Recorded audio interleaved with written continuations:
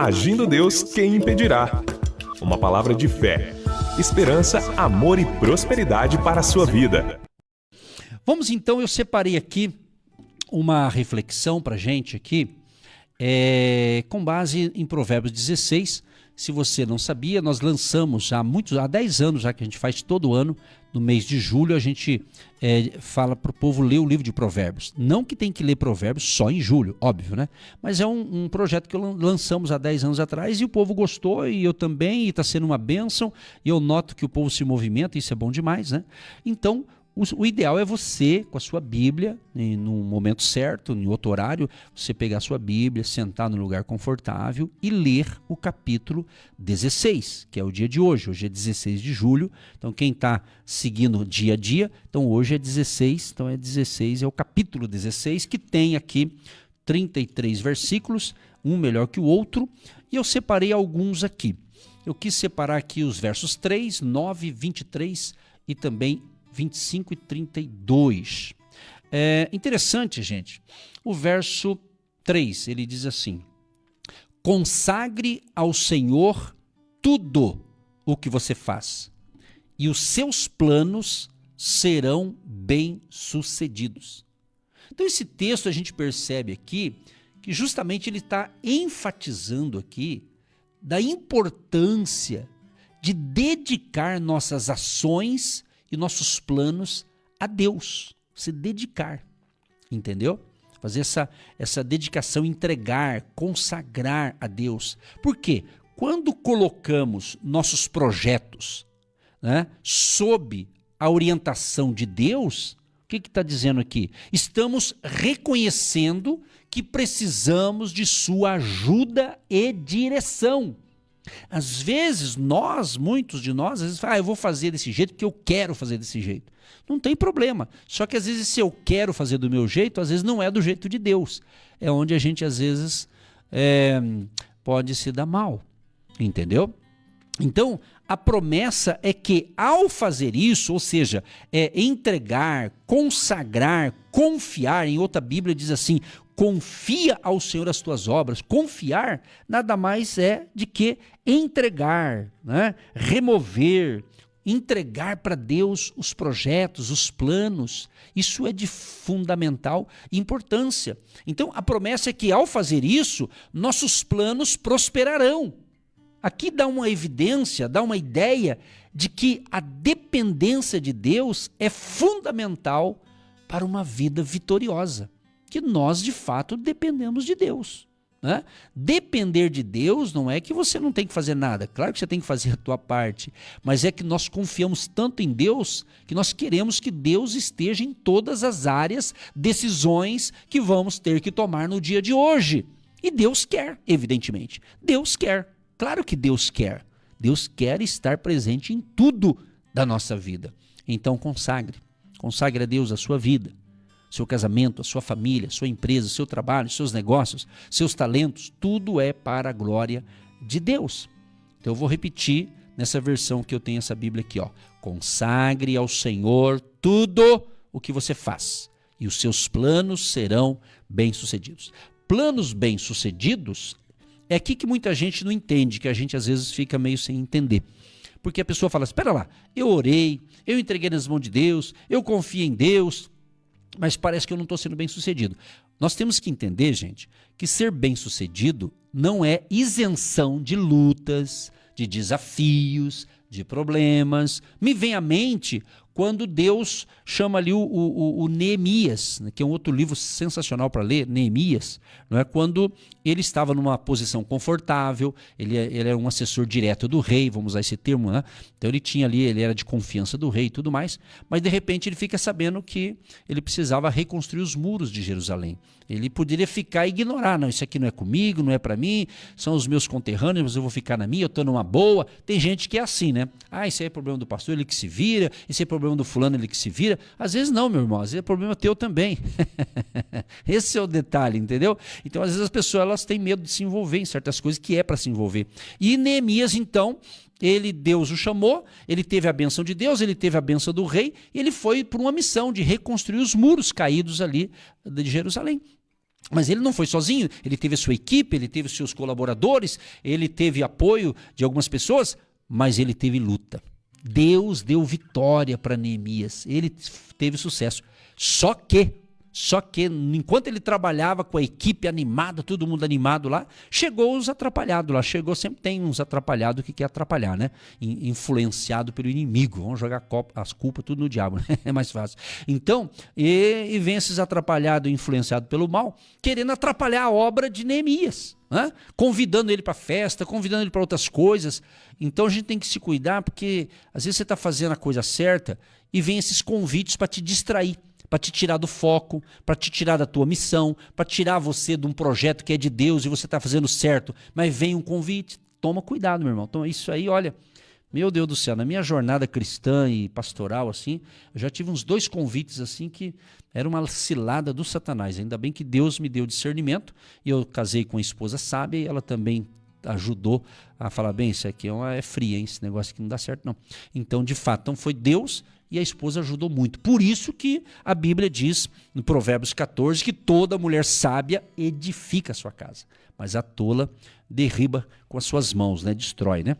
Aí voltando aqui no capítulo 16 de Provérbios, aí eu destaquei o verso 9, diz assim: o coração do homem planeja o seu caminho, mas o Senhor lhe dirige os passos. Esse verso aqui eu achei tão legal, porque ele está destacando aqui, gente, a natureza do ser humano em planejar e sonhar. Mas também ele dá uma dica aqui, numa análise interessante. É Deus quem guia nossas ações. Isso faz a gente lembrar, meus amados, que embora, né, possamos ter nossas próprias intenções, objetivos, temos que compreender que a soberania de Deus prevalece. Deus é soberano. E se Ele quiser, Ele pode intervir em qualquer plano humano, inclusive dos governos. É isso aí, pessoal. Deus pode, a hora que Ele quiser. Só uma questão de detalhe. Aí é com Deus. Tá certo? Então, entenda que a soberania de Deus prevalece. E Deus pode redirecionar nosso caminho conforme a sua vontade. Exatamente.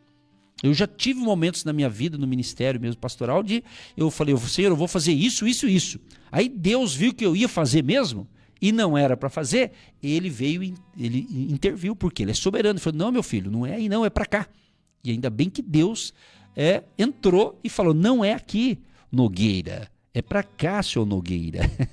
Você está entendendo? Então é isso, Deus vai guiar. Então faça planos, tenha os seus projetos, mas lembre-se, consagre a Deus, porque Ele quer guiar. E Deus vai nos dar a direção certa, ok? Provérbios 16, 23, eu separei aqui. O coração do sábio ensina a sua boca e aumenta o seu saber. O coração do sábio ensina a sua boca. Interessante que esse verso aqui, ele está fazendo uma relação entre a sabedoria e a comunicação. Sabedoria e comunicação. Ele está dizendo para nós aqui, gente, que um coração sábio reflete em suas palavras. E essa reflexão vai levar você a um conhecimento mais profundo. Então esse verso da Bíblia, o verso 23 do capítulo 16 de Provérbios, ele está nos sugerindo que a sabedoria, gente, não é apenas sobre acumular conhecimento, mas também sobre saber como e quando se comunicar de forma eficaz. Por isso que Salomão também escreveu, Eclesiastes 3, ele diz assim, há tempo de falar e tempo de ficar quieto. Então, às vezes, o teu silêncio é uma comunicação. Sabia que ficar em silêncio é uma comunicação?